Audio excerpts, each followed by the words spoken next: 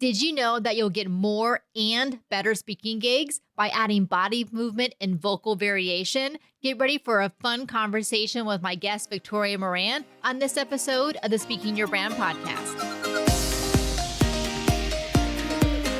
More and more women are making an impact by starting businesses, running for office, and speaking up for what matters. With my background as a TV political analyst, entrepreneur, and speaker, I interview and coach purpose-driven women to shape their brands, grow their companies, and become recognized as influencers in their field. This is Speaking Your Brand, your place to learn how to persuasively communicate your message to your audience. Hi, and welcome to the Speaking Your Brand podcast. I'm your host, Carol Cox. Today, we are continuing the series that we're doing all around in-person speaking so that you can up-level your in-person speaking skills. Today, we're going to talk about the impact of expression, specifically vocal variation and body movement. Really how to think about the presentations and the talks that you're doing as a performance as much as transmitting educational information to your audience. I'm excited to bring on the podcast Victoria Moran, who's the founder of the Main Street Vegan Academy. She's also an author of 13 books with the 14th on the way. She's a professional speaker, she's a podcaster, and she is someone that I have known for 9 years. It was the August of 2014 that I went to New York City to participate in her Main Street Vegan Academy. It was one of the best experiences that I've had, and I'm going to make sure to have Victoria share a little bit more about what the Main Street Vegan Academy looks like today, who it's for, and what she does with the people who go through it. Since I went through the academy, I've actually had the opportunity to see Victoria speak in person when she's come to Florida for some speaking engagements. And even though I don't think I had Speaking Your Brand as a company at the time, because this was early 2015 probably. And I was so impressed with Victoria speaking. And I learned things. I remember took notes when I was in the audience, and I learned things from my own speaking engagements. Victoria, welcome to the podcast. Thank you so much, Carol. Let's dive into what it means to be a professional speaker, and when did you become a professional speaker? What does that nomenclature mean? Out in the world of speaking, it means someone who gets paid to speak, but I think it goes a lot deeper than that. I think it's something more than just, I have this information, let me list 10 ways I can get it out into the world. I think if you're really a professional speaker in your heart and soul, you admire oratory and you live for words, the right word, the right intonation to really get that audience member to understand what you're saying and maybe find some common ground. I think it's close to sacred. And so when you say, when did you start? I started speaking for groups, not for pay, but for the Kiwanis and the Rotaries and those folks when I was in 8th grade. And I'd always liked to speak. I'd had an experience in 4th grade of speaking for the whole school and being very, very nervous because I was a terribly unpopular child. But after this talk, which I'm sure was pretty awful, everybody applauded. Well, gosh, that was because I got them out of class.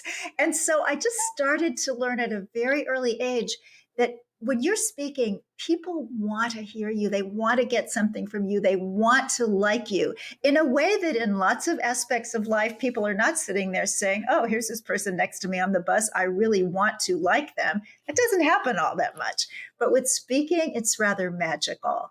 So I would say 1995 is perhaps when I kicked off calling myself professional speaker, because that was when I joined the National Speakers Association and got involved with speakers bureaus and all of the technical apparatus that go along with it. But in my heart, speaking has been a really important, powerful part of my life for a very long time. Well, I'm going to make sure to ask you a little bit later in the conversation about some of your favorite speaking engagements and experiences, as well as some maybe that didn't go quite as planned and what you learned from it. But before we get there, what kind of training or background did you have? What has led you to become a great speaker other than just putting the reps in? I've always loved words. So I write and I speak. And, there are these people that have so many gifts and talents, and they're always wrestling with themselves. What should I do? I could do so well at this, but then I could do so well at that. I never had that problem. I can do words. I can write them. I can speak them. So in a way, that's kind of a gift. So as a little kid, I thought that what I wanted to do with speaking words was to be an actor. And my mother had an idea that I should either be an actor or I should be some sort of broadcaster. And there was a woman in Kansas City where we lived who in her youth had trained Walter Cronkite. Mhm. So my mother believed that in this woman's dotage, she should be training me. So I started studying with this amazing woman, Lenore Anthony, when I was about 3 years old. And I was with her for a few years, and then she and my mom had some sort of falling out. So I didn't study with her again until I was 17. But I think that really early background in what in those days I think people were still calling elocution was very helpful because it got me up in front of people. So it was a very, very natural place to be. And although certainly there are still some jitters every now and then, depending on the venue, depending on the topic, maybe it's a new presentation. So you do get some of that adrenaline going on. But generally speaking, I'm very comfortable before an audience, I think because of that early training. And I even remember the elocution lessons, and the big black bug bit the big black bear right in the middle of his big black back. And this was the kind of thing that made me comfortable using words. And if I happen to stumble over something, just come back. This need to be perfect that I think holds a lot of people back, you kind of get educated out of when you start doing this at an early age. Victoria, you do have such a clear voice and enunciation and elocution. What are some tips you would have for listeners who feel like they have some verbal crutches, as I call them, the ums or the ahs that they put in between their words and sentences? Yeah. Well, I think, see, I just said a well.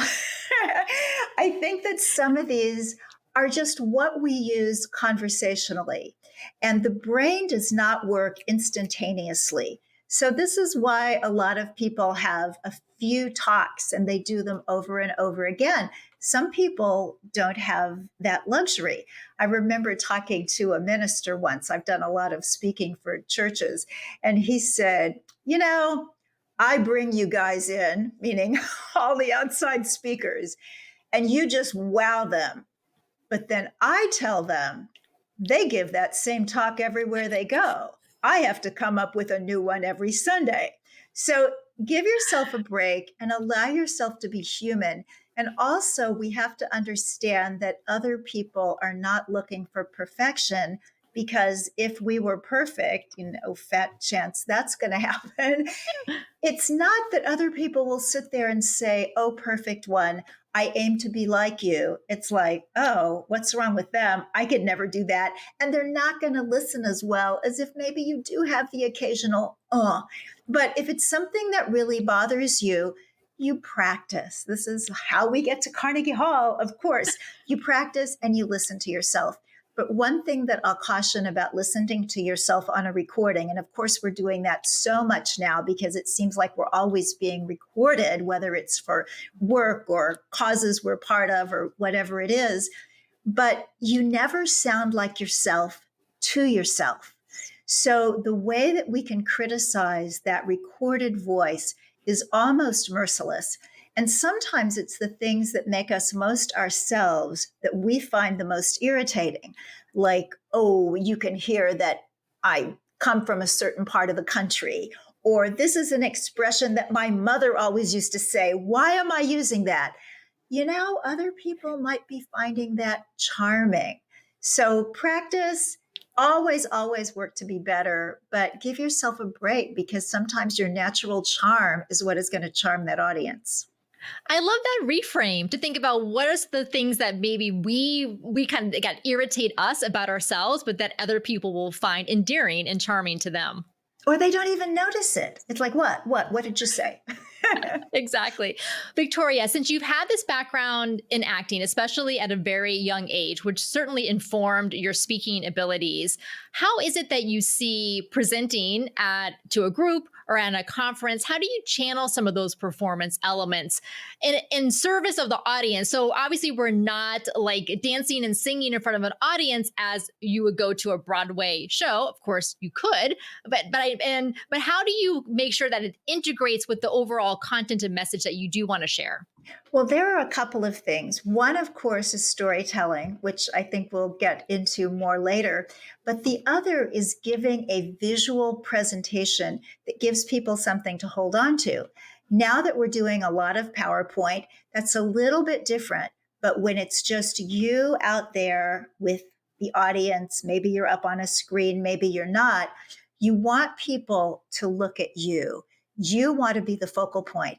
And this is a weird kind of mental construct sometimes, especially for women, because a lot of us were brought up, don't be the center of attention.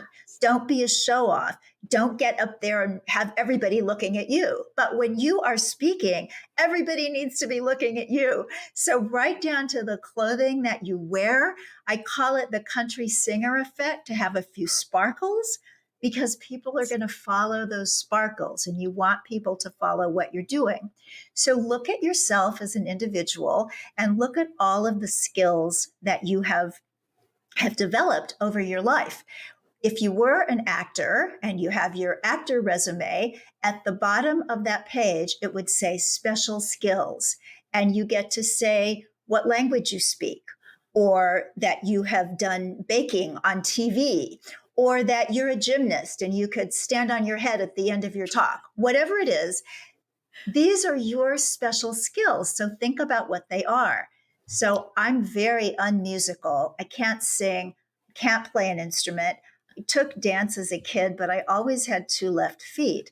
However, I started to see that those speakers who could get some of that sort of Broadway show element, like you mentioned, into their talks were getting the jobs. And the bureaus were telling me, if it's two people equally gifted, same price point, but one of them can bring in a little music or a little movement, that person is going to get the gig. So there was a talk that I was doing a lot of a few years ago based on a book that I wrote called Creating a Charmed Life. So I was helping people to develop the kind of life that has these magical elements that aren't really magic because you did something to put them into play. So one of the stories that I told was how I got myself to New York City. Now, most people come to New York City when they're 18 or 22. I was 50. So it took a little bit more to get here. So I talked about envisioning what would happen, creative visualization, but not just seeing pictures, bringing New York tastes into my life. I started eating bagels, wearing a lot of black. So sometimes people out there in Kansas City would say, are you from New York or something? And then when I was on the treadmill, this was before we had even iPods, much less iPhones, my daughter made me a mixed CD of those songs on every Broadway show that just makes you believe you can do anything. The big uplift song. And at about 40 minutes, when I was getting kind of tired of that treadmill, she put Liza at Carnegie Hall, New York, New York. So I hired a choreographer to come for an hour and teach me about 45 seconds of choreography to go with New York, New York. So as I had talked about the bagels and the wearing black, and then I came to the part about the music would come up and I would start to dance. So anytime you dance, people really like it. That's why there's so many dance videos on TikTok and Instagram. But if you dance in heels and you're over 50, you are golden. So that thing would happen 45 seconds out of the whole hour-long presentation. It almost invariably got a spontaneous standing ovation. And I'm not a good dancer, but I danced. and an audience notices that. So bring to mind what you can do or what you think maybe you could kind of sort of learn to do and try it. See what happens. I love that, Victoria. How fun. I think I need to go find myself a choreographer to do a little bit of that as well. I took dance when I was in high school, but admittedly I am not a great dancer as well, but I love to do it. And here's what I tell our clients when they say to us, well, I can't dance or what have you. If you commit 100% to whatever you're doing on that stage in front of the audience, your audience is going to go along with you. If you're acting really inhibited and awkward and shy, and that's not the character you're supposed to be playing, that you're not intending to do that, and then they're going to wonder, why are you doing this if you don't want to? So for all of you listening, just just commit to whatever it is you're doing. And like Victoria said, your audience is going to love it and they're going to go along with you for it. Victoria, let's talk a little bit more about body movement before we get to vocal variation and storytelling. Besides, yeah, go ahead. Well, I was just going to say that anytime you move around, especially if you're not using PowerPoint, so people have that thing to focus on, but if they're really focused on you and you stand there, certainly not behind the proverbial podium, but even if you just stand a little bit, you need to know how to move in a way that makes the audience feel that they're moving with you. So certainly it's not moving back and forth. That's going to give somebody motion sickness. But you stand and you are, and you're solid, and you speak, and you do your eye contact. And then when there's a moreover or a however or a furthermore or whatever it is that segs into the right time to move, you move. And you can speak when you move or don't speak when you move. Either way works. You can mix it up. And then when you stop again, you're once again grounded. If you do yoga, think about mountain pose, grounded there where you are, and move as you are moved to do so. You talked about dance as a kid. The dance as a kid that I did, I know goes into my hand gestures. And on a lot of the forms that people fill out after to say if they liked how you spoke or not, I've gotten a lot of compliments on what I do with my hands. And it's really just organic, probably based on that old ballet training. So allow yourself to use your entire body as your instrument. You really have a primary instrument and a secondary instrument as a speaker. So your voice, of course, is the primary, but your body is very important too. And whenever you can do something that implies a little bit of extra physical prowess, people love that because we live in a very sedentary culture. I think the statistics are awful. I'm not good at numbers, so I'm not going to say just what it is. But despite all the gyms and the health clubs and the Pilates studios that seem to be everywhere, the percentage of Americans that actually exercise is really, really low. And so if you're able to get up there and do anything that looks as if you have some command over your physical vehicle that most people don't have, it's going to attract people's attention. They're going to remember that. There was an author and speaker named Dan Millman. He wrote a book called The Way of the Peaceful Warrior. He had been a gymnast in high school and college and kept that up in adulthood and would always find a way in one of his talks to do a handstand. And not just a little momentary handstand, but a serious handstand. And everybody who ever saw him speak, myself included, maybe couldn't give you a full rundown of what the way of the peaceful warrior is, but we all know what it looked like to see a middle-aged guy stand on his hands for a really long time. And probably most people are thinking, I can't do that. Neither can I. But what can you do? For example, in one of my presentations, I talk about the MEND program, which is a wonderful little trademarked acronym that I have, which is meditation, exercise, nourishment, and detoxification. Great way to be healthy and vital and extend youthfulness. And in the part about exercise, of course, I talk about the things that everybody knows. We need cardio, we need weight training, we need flexibility. But in the part about flexibility, I tell the story of when I moved to New York City and we didn't have an IKEA. I had to hire a guy called Schmuck with a Truck to go out there and buy quite a bit of furniture. Most of it worked fine. I was able to build it, felt really good about myself. But there was one desk that came in 8,000 pieces. And I was so angry to have to call this guy back and pay to go out there and take all these slats back and try to get my money. And when I got there, I was really tense.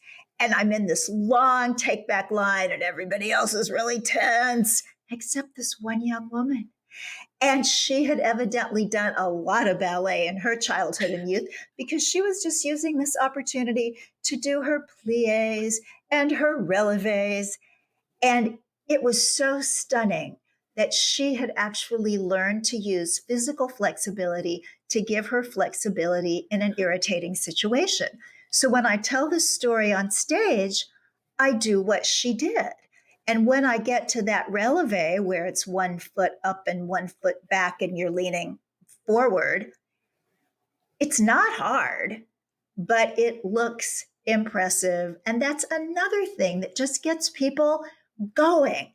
And I see this because when I see people who can do things that I can't do, America's Ninja Warrior or the Winter Olympics ice skating, whatever it is, it's an uplift. It does something to my soul. And one of our opportunities as speakers is that we can uplift other people at that deep, deep level. And one way is to just give them something fascinating to look at.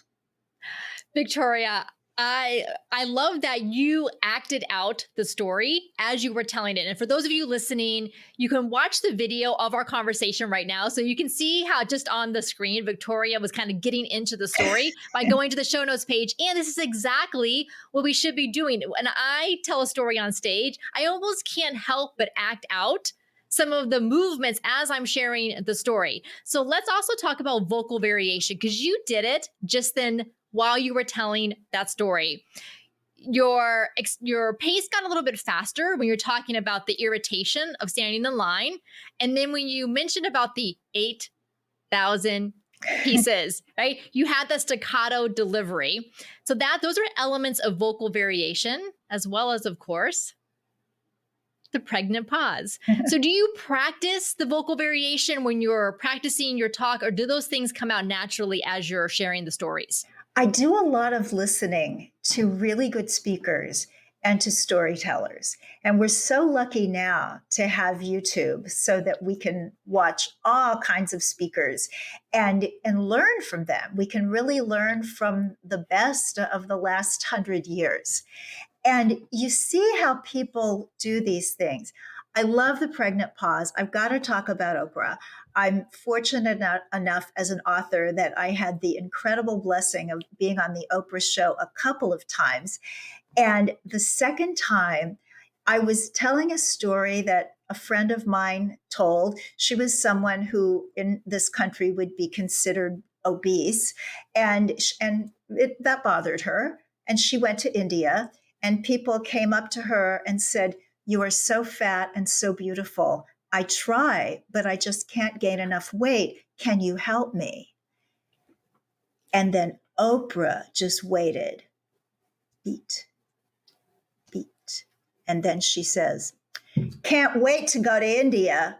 And she gets this huge laughter and huge applause. I finally realized what the joy is in being the proverbial straight man, because when you get somebody else a laugh, it is really cool. But she just had that ability to know that if she just waited, then saying that would be a line and not just a response.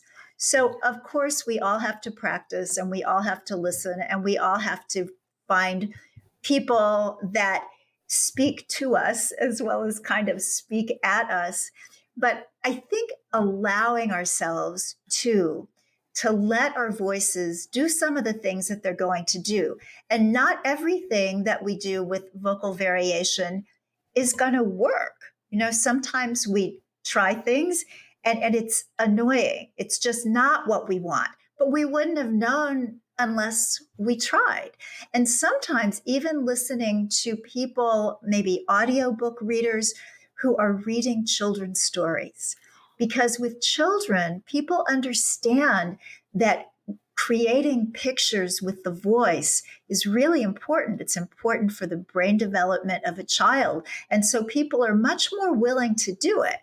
And if you listen to these kinds of stories and just let that sort of seep into you, then I think we get rid of some of our inhibitions in terms of using our voices in interesting ways. What a great idea. I'm sure there are also podcasts out there for kids where they share stories. Those would be great to listen to. Even if you're a parent reading to your own kids, you'll say things like huffed and puffed and blew the house down. You wouldn't do that if you were reading a piece from a company report to a coworker. But, it could be the corporate equivalent of huffing and puffing and blowing the house down. So I think we just need to get rid of some of those inhibitions and be willing to let the voice tell the story, the voice and the silences. Victoria, I mentioned a little bit ago when we got started that I wanted you to share with us some of your favorite speaking experiences and why they're your favorite. And then I want you to share some that didn't go as well as you had expected and what you learned from that. So let's start with some of your favorites. Okay. The first time that I ever spoke to a huge group of people was an accident. It was almost one of those Broadway stories of the understudy going on for the lead. This was, so long ago. I was 25, and the International Vegetarian Congress was having its meeting at the University of Maine at Orono. And there were 2,000 people there. And I was doing a little bit of speaking and teaching, breakout rooms and things like that. But the woman who was supposed to do the cruelty-free fashion show got stuck back in New York and couldn't do it. And I was called upon to do that. So I worked very hard through the week, getting the volunteer models and doing all the rehearsals and all the clothes. And then when the night came, it was in this stadium with all these people. And I walked out there and it felt like being reborn. This was my introduction into being able to speak for thousands of people the way that I would speak to 20 people with that same kind of ease and that same kind of ability to relate. So that kind of launched me. That one was fun. And I'll tell one other one because this is in honor of the great Florence Henderson, Mrs. Brady, whom we lost back in 2016. But probably about 8 years before that, I was a featured keynoter for Speaking of Women's Health, which at that time went to a great many markets throughout the United States. And they had 2 or 3 people every year who would go to 10 or 12 markets for them. And this was the opening presentation day, the big opening plenary. Everybody's there in the headquarters in Cincinnati. It opens with Florence Henderson and half a dozen dancing boys doing If They Could See Me Now from Sweet Charity. And if you don't know that musical or that song, this young woman who kind of comes from the skids of society feels that she's really being uplifted. And she sings, If They Could See Me Now, that little gang of mine eating fancy food and drinking fancy wine. And it's just this wonderful uplift. And I can tell that everybody in the audience was feeling like, yeah, I'm at this cool thing and I'm going to learn all this stuff. If they could see me now. And then, of course, following something like that can be intimidating because how can you possibly do what 6 dancing boys could do? But on the other hand, the bar was set high. And sometimes when the bar is set high, you have to rise to it. And I was so happy that everything was falling into place. It was like the stars aligned. I talked about the little sparkles. I was wearing sparkles. And thank goodness I was wearing sparkles because I was following a chorus line and went out there invigorated by what they had done and able to carry that energy into the presentation and keep the energy high for the person who was then coming after me. So that I will always remember every time I'm clicking through the big channels and there is a rerun of the Brady Bunch. I love that. And I love that you also, that their performance, you took that energy for yourself and that and added to it versus feeling like, oh my gosh, how am I going to follow something like that? Yeah. Yeah. All right, Victoria, how about a speaking experience that didn't go quite as well? And what did you learn from that? Well, I'll tell you one. And, if you want another one, I could probably come up with those two. But the one that really stands out was just a couple of years before you and I met. And I was on tour with the book Main Street Vegan that led to the program that you took and so many other things. And it was one of those perfect storms of everything that could go wrong did go wrong. So I was at the end of the tour and I was tired.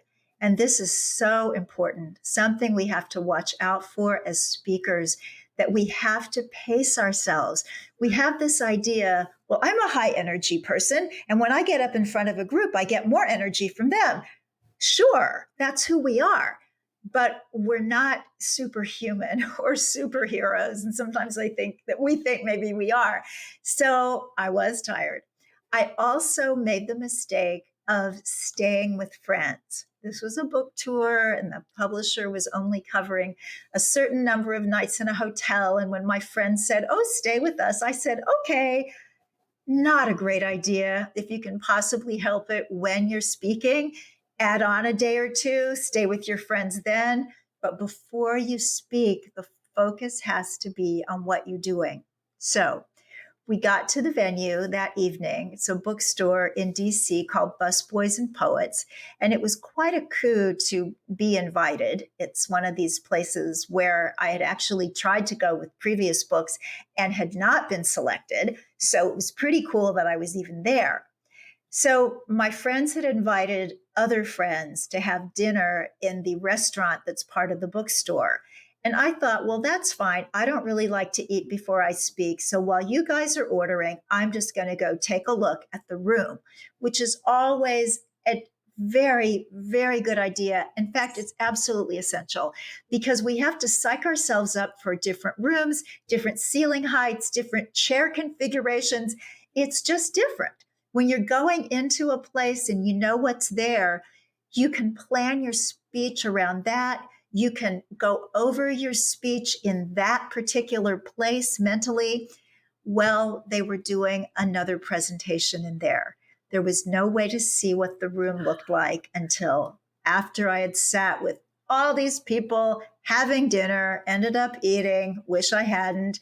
And there were a lot of people and it was crowded. So to communicate with the people around the table, I had to shout. So the wonderful voice that we want to take care of for speaking was already strained before I got in the room. And I'm thinking, it's a room. How bad can it be? Oh my gosh, it can be very, very bad.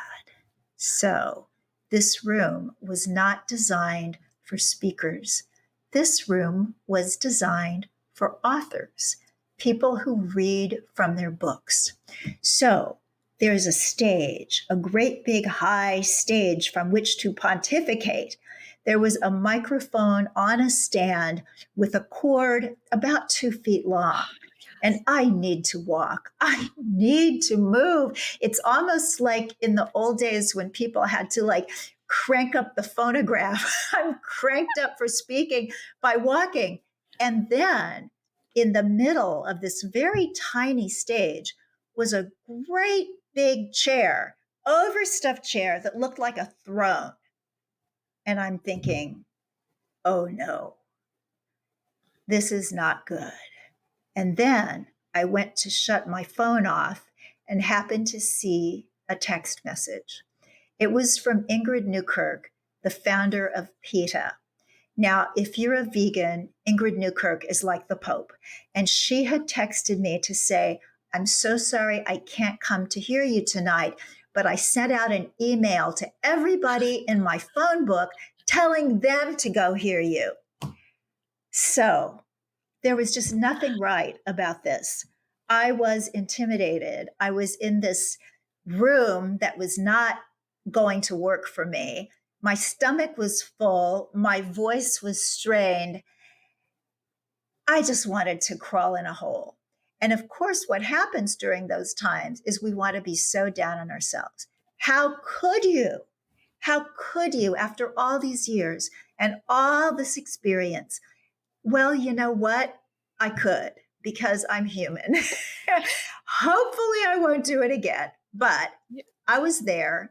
And what I did was try to fit myself into what was possible and change that situation to be more appealing to me.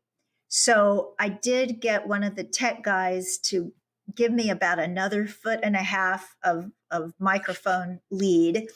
I did push back that chair to the point that I could so that I could stand, but I might have been better off and probably would have if I'd seen the room earlier, if I'd been able to figure out what I was really supposed to do. It might have been better if I just sat in that chair. If I did read a little bit from my book, and if I completely scrapped what I had prepared and what I had done in all those 14 other cities and just did Q&A. But these things are all hindsight 2020. So yeah, that was one. It was bad. Do you really need another one? No, but Victoria, well, thank you so much for sharing that, because I always say if you've been speaking long enough, you're going to have quote unquote bad speaking experiences, either things you cannot control or some things where you just had an off day. Like you said, we're all human. It's okay. And I am sure the people who are in the audience probably thought you did fantastic. The audience always thinks that we do better than we do. I mean, it may be possible that some people are incredible narcissists and really do think that they do better than the audience does. But I think for the average person, we notice every little imperfection, and the audience notices that one magical line that speaks to them. And have you had this experience, Carol? You give your talk, you know just what you've said, and somebody comes up to you afterwards and says, "Oh my goodness, when you said XYZ, that changed my life." And you're thinking, XYZ, XY, I didn't say that, but they heard it because they needed to hear it. And that's what's just so stunning about this opportunity that we have to use our voices and our bodies in in 3, 4 dimensions. How many dimensions are there? 3 dimensions, as much as possible. And now through all of the electronics as well, to really speak to people in ways that change them. And if sometimes we're not absolutely glorious at it, we're still pretty good. Absolutely. I think that is the perfect place for us to wrap up our conversation. Victoria, before I let you go, please share with us about the Main Street Vegan Academy. I also know you host a podcast and you have another book coming out at some point. So please tell us about all of those. Oh, thank you so much for asking. Main Street Vegan Academy trains people who are already vegan to take their outreach to the professional level as certified vegan lifestyle coaches and educators. And if you're not vegan, but you're interested in maybe looking into that, I still invite you to visit the website because we do other classes and courses during the year to help people get a little bit of information about plant-based eating and vegan living. And my podcast, I took a hiatus and did a different podcast for a while, but I am coming back to start the 11th year of Main Street Vegan in September of this year. And that's on mindbodyspirit.fm and everywhere that you get podcasts.